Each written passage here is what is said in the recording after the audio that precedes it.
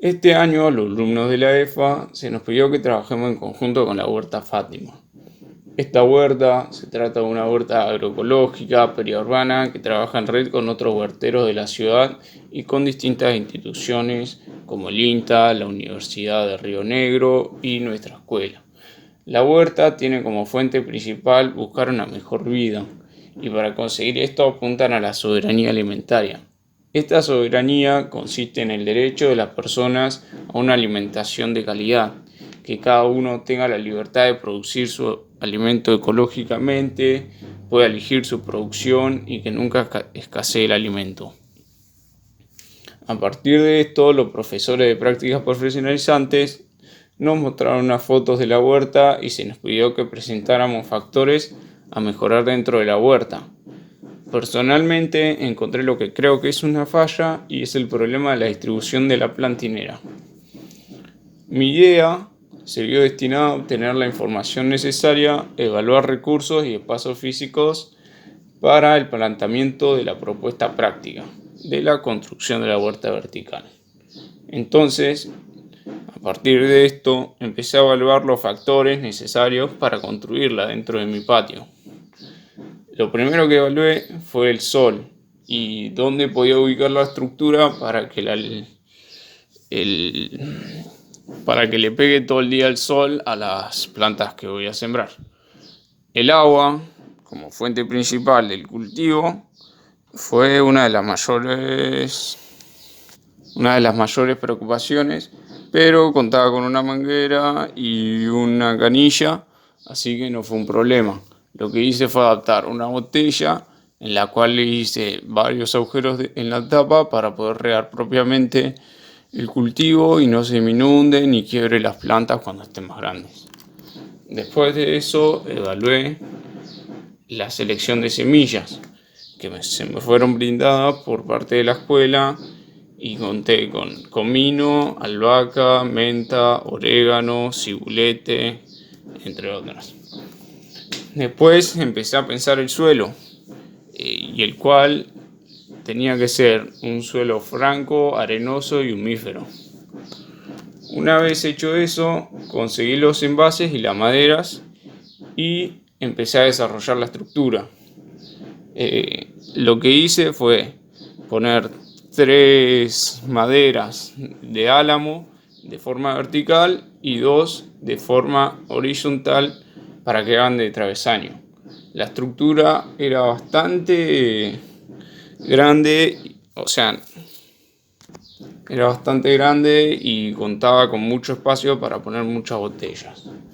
Lo que hice fue poner clavos en 3 extremidades de la madera para poder unirlas y unirlas con los travesaños y que me quede toda una estructura bien concisa, para que la estructura sea bastante fuerte y no se rompa.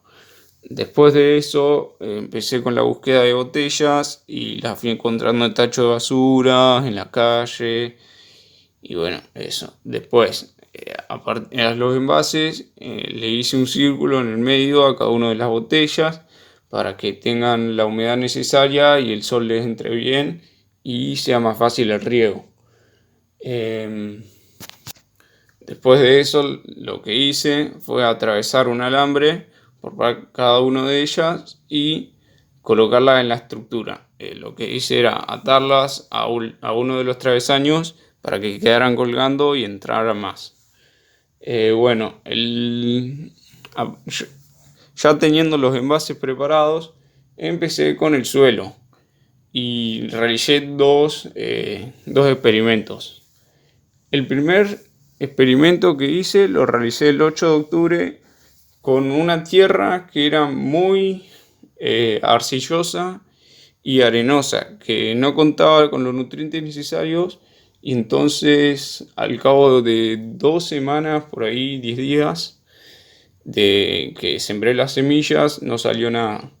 Después, el 18 de octubre, realicé el experimento con otro tipo de suelo que consistía en ser arenoso, liviano, con buen drenaje, con una mezcla de abono del hombre compuesto y con un fertilizante agroecológico. Esa prueba es la que realizó bien y a partir de una semana, 2 semanas, empezaron a salir todos los cultivos.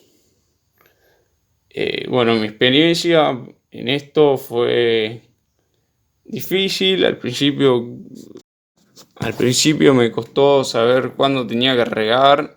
El tema del riego siempre fue uno de los factores que más me costaron, porque nunca supe cómo suministrar bien el agua, si estaba poniendo o mucha cantidad o poca, cuántas veces tenía que regar al día, y esos fueron uno de los mayores factores que se me complicaron. Después,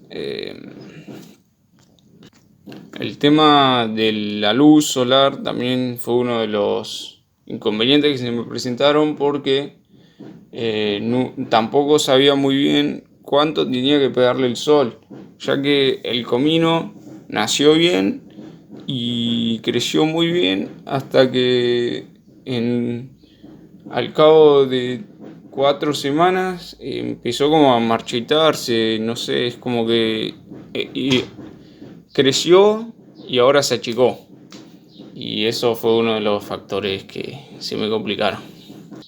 Pero aparte de eso, todo resultó bien. La estructura fue muy buena, podían entrar más de 50 envases tranquilamente, y en cada uno entraban 2 o 3 plantines. Conclusión final es que la huerta vertical es altamente recomendable para la huerta, porque su adaptación es óptima. Digamos, es movible, es muy barata, no necesitabas con muchos recursos, y las aromáticas mostraron que se pueden adaptar a los envases eficientemente. O sea que se puede realizar en cualquier lado y no necesitas mucho.